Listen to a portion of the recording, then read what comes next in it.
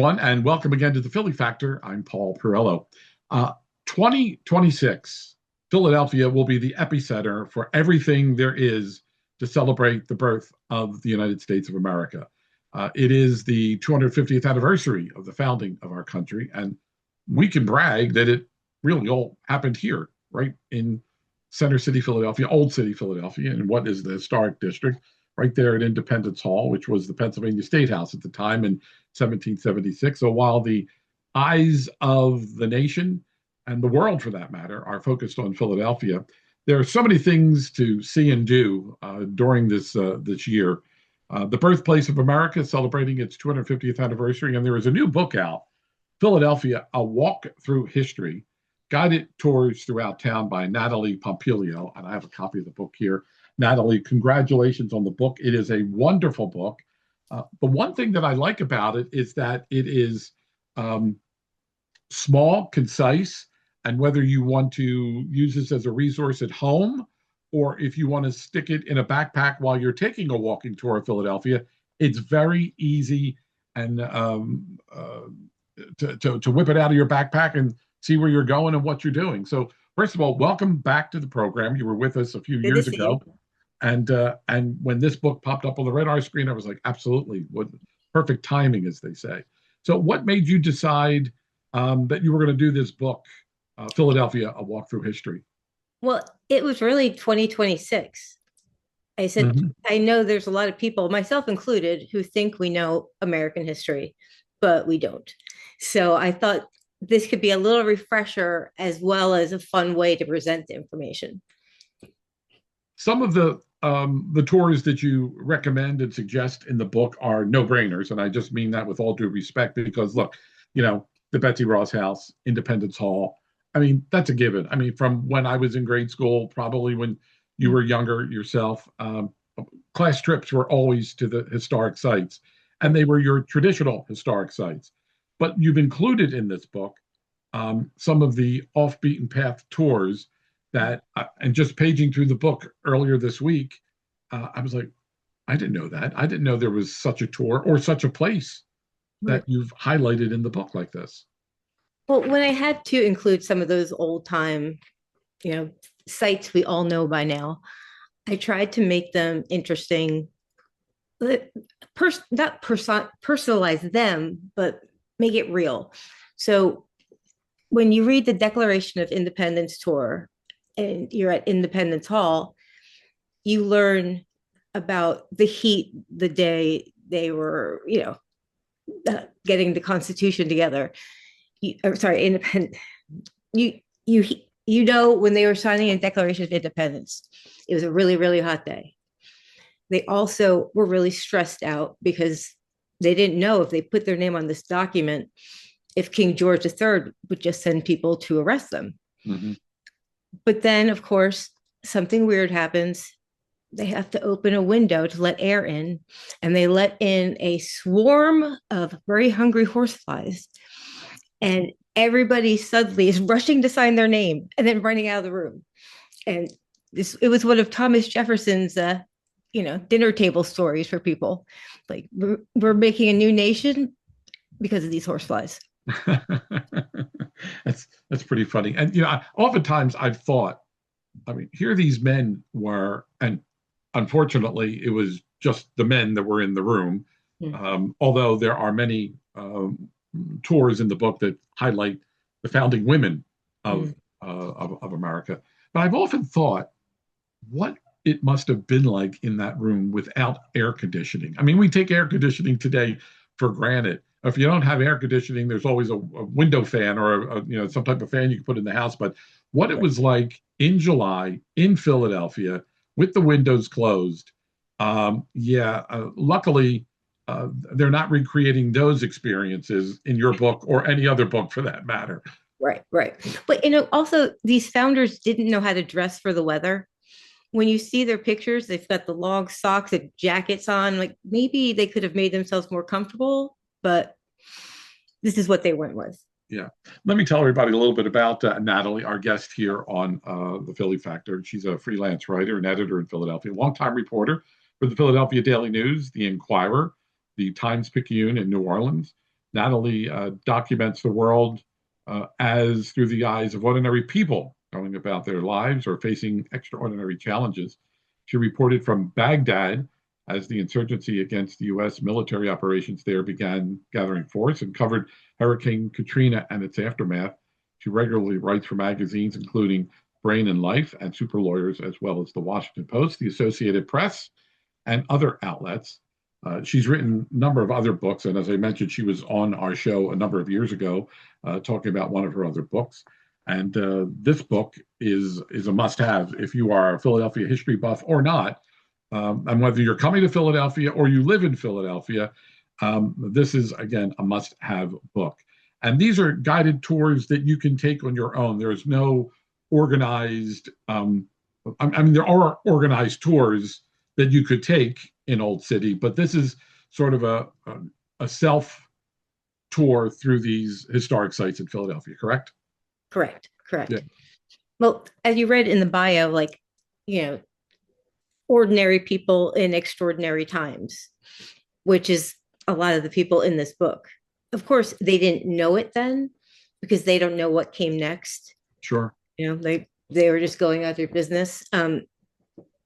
Also at Independence Hall, another story I got in there was when they were after signing the Constitution, everybody went to City Tavern and got really drunk.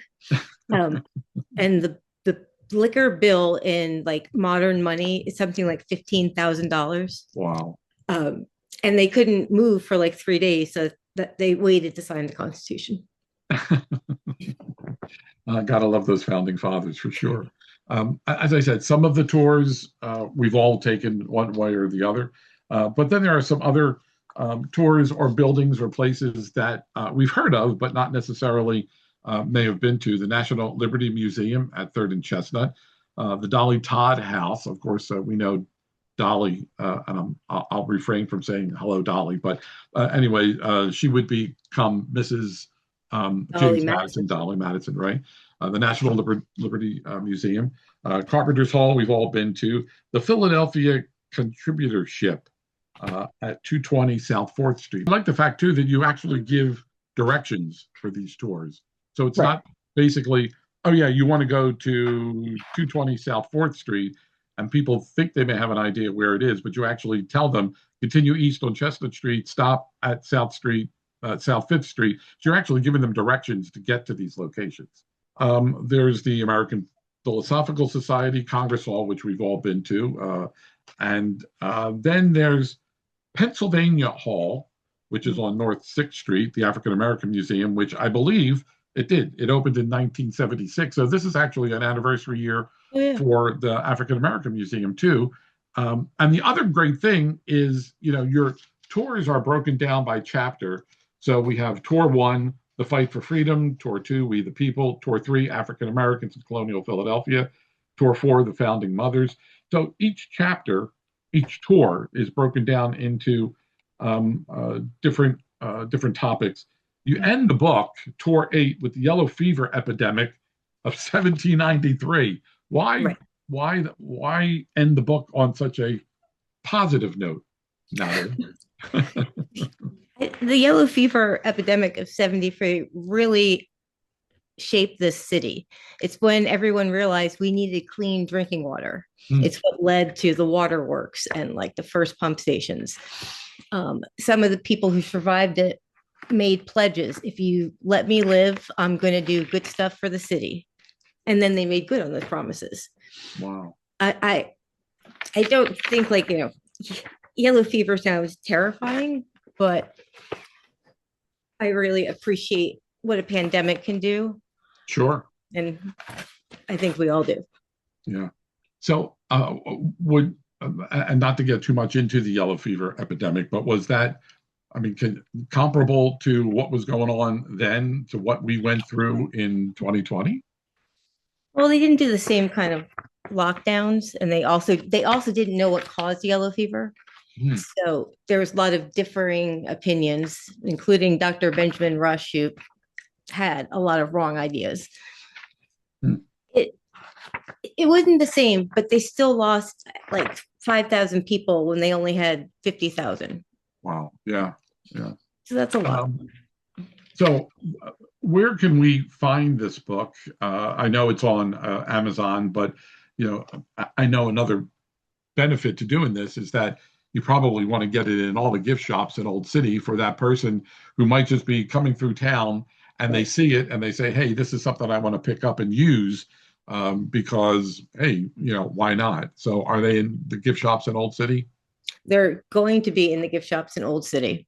Hmm. Right now, they're just at other bookstores and Amazon and here at my house. Yeah.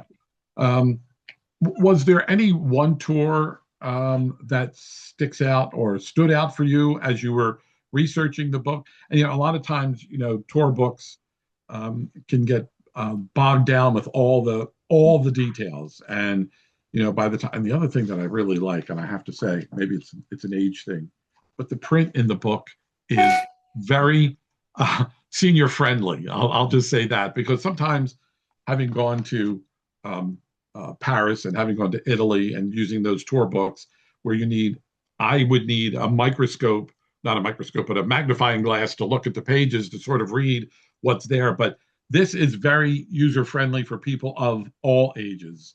So I congratulate you for that, and I thank you for doing that. But was there any one tour that stood out for you?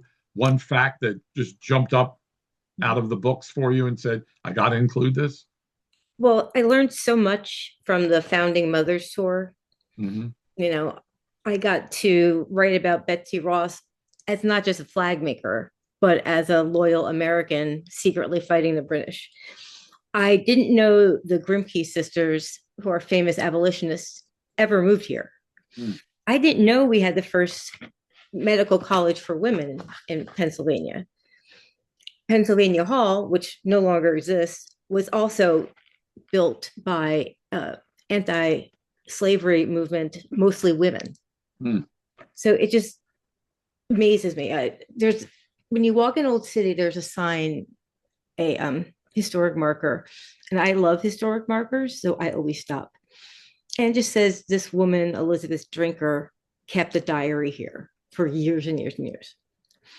Then you research, and she was a Quaker, and she and her husband were against the war.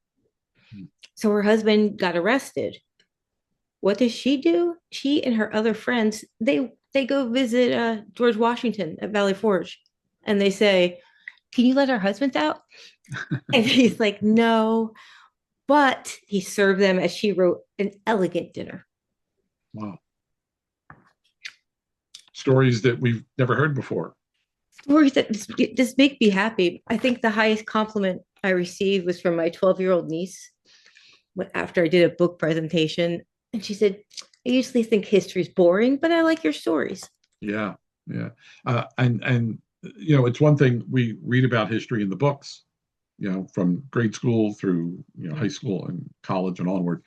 But the one thing that I really take away from this, there are many things I take away from it, but history really comes alive. I mean, I could really feel, and the cover on the book, um, I actually, it's a very immersive cover because you really feel like I am walking down this cobblestone street. Now, I don't know if that's Alfred's Alley or not. I'm not quite sure, but It is. That's a photo my sister took, Trisha Pompilio, right, and last time we were on the show together, right, hmm, because we did another book together. So this right, she only got the cover photo and the author photo, but yeah.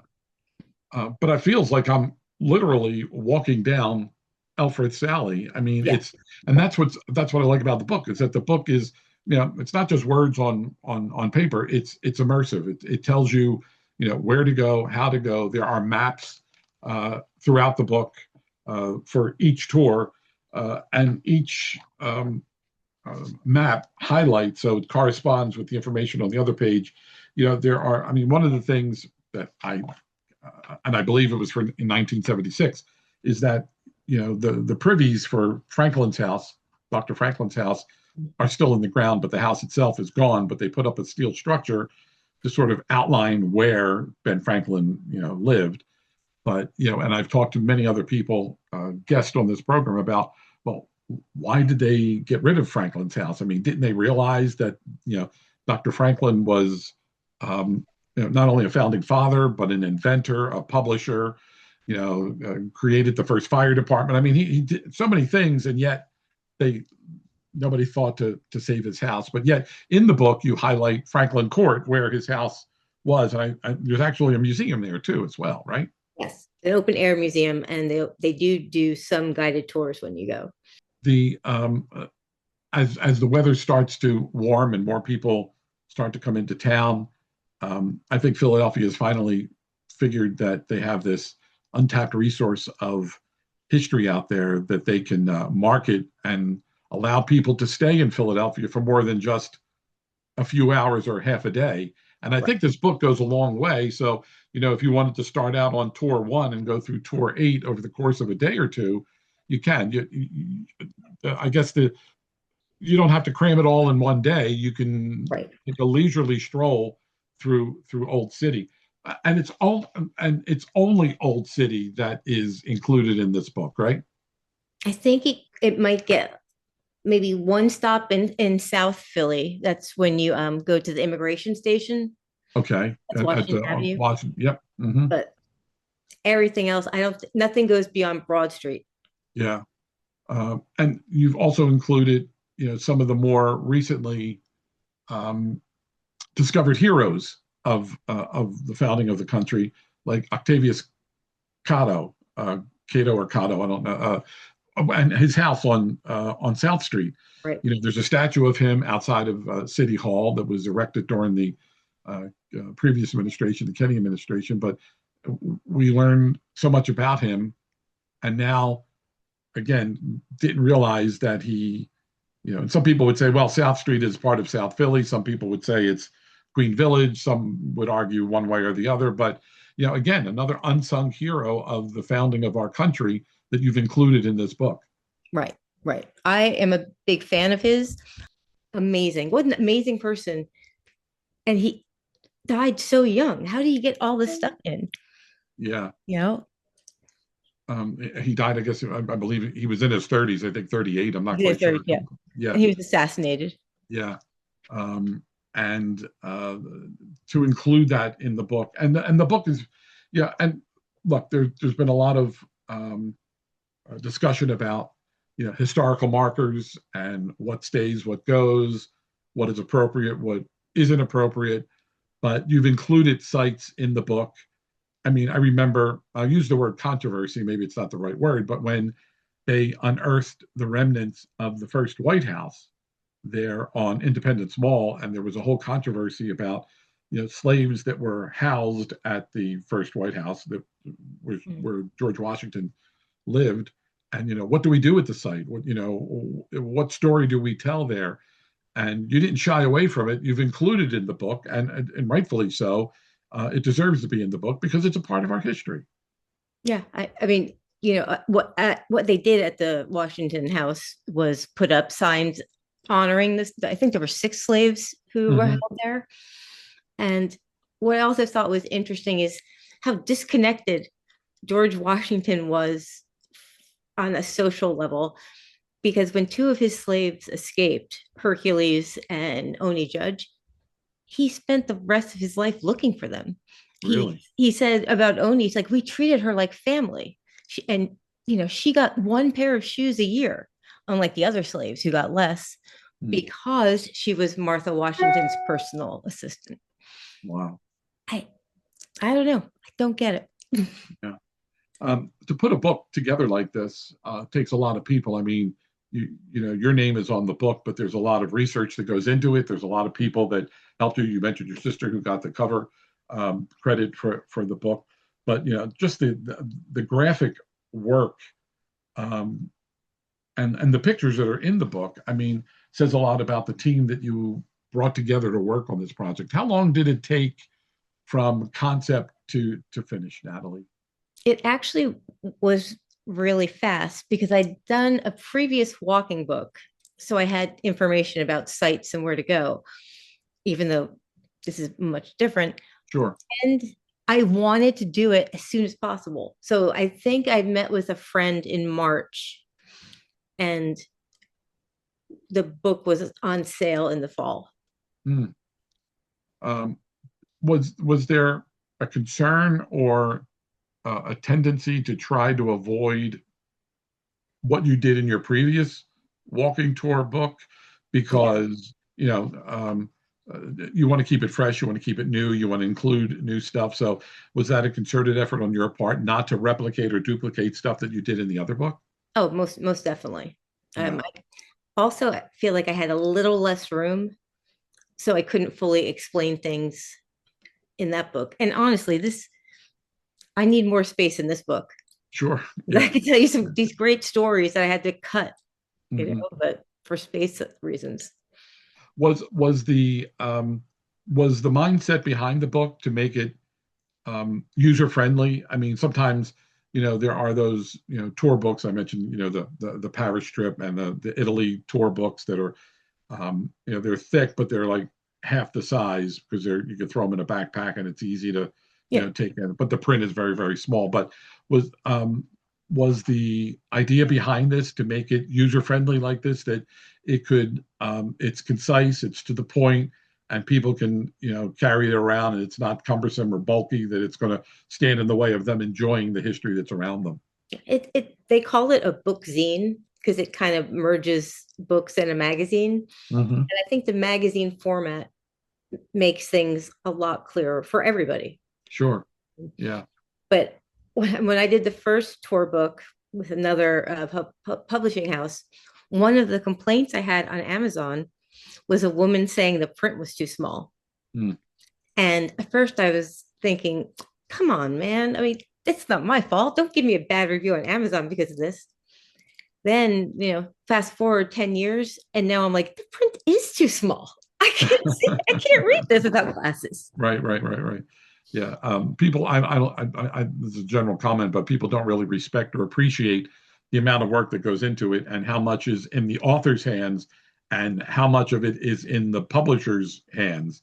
So they can't necessarily fault you that the print is too small. That's for sure. It's not, you've done your job in taking us to the locations that we need to go to and highlight those historic places that you've included in the book. So my next question, just probably like the previous interview that we had with you, is that okay? Philadelphia, a walk through history. Might there be Philadelphia, a walk through history part two? There won't be a part two, but I just wrapped with a co-author a book telling the story of Philadelphia's history through maps. Okay. 30 and the my co-author is a map expert who's appeared on Antique Roadshow. Okay. And the reason I wanted to do that book with it's the same company, the press, is because it's going to be so beautiful. Mm. Like, I saw the one they already did, and I love it. So we're editing the manuscript now, and hopefully it'll be out before summer. That's great. That's great. And the maps are cultivated from where? I mean, are these newly generated maps or are these historic maps that you're highlighting in the book? We start pre 1600s Mm. with a map that is supposed to show the Lenni Lenapes like camps and homes. And then we go to the Swedish in the 1600s. So William Penn and his gang, they're the third map. Wow. And we always think of him as like, oh, that's the story. Yeah. Yeah. No, no. But some of these maps had to be in there. For example, the first map of Philadelphia that William Penn asked his guy to draw. And he wanted a grid, he wanted green spaces. Um, I don't know if people realize it's because he was afraid of fire, Oh, I didn't know that. Yeah. which is not his main reason, but everybody always referred to the London fire and how it got so out of control because of the way the city had been built up. Mm. And William Penn's father did assist people at that fire. So it just makes you wonder more. Sure. Um, what was fun for me, I live in Queen Village, Queen Christina, Sweden. Thank you guys. Uh, and I'm looking at these maps, and I'm like, oh my god, that's our block. Wow. Wow. Yeah. And so I actually had a map printed. It's on my wall over there, and I zoom in and the neighbors see it, you know. I think we have like two small trees on this block. And in that uh image, there's like a almost foresty. And everyone's like, what happened? Like, Yeah. well, we did. Progress. Yeah. Yeah. Well, that's fascinating. And I would like to have you back on and your co-author to talk about that book when that book is released. In the meantime, I encourage everybody to get out and pick up a copy of Philadelphia: A Walk Through History by Natalie Pompilio, guided tours throughout town. Natalie, a great job on this book. I love it. It's absolutely breathtaking, immersive, historic, full of fun facts and information. And I thank you so much for being with us here on the program. Thank you so much for talking to me and talking about the book. I'm so glad you liked it. Absolutely. Until next time, ladies and gentlemen, thanks so much for being with us here on the Philly Factor. My name's Paul Perrello. We'll catch you next time around.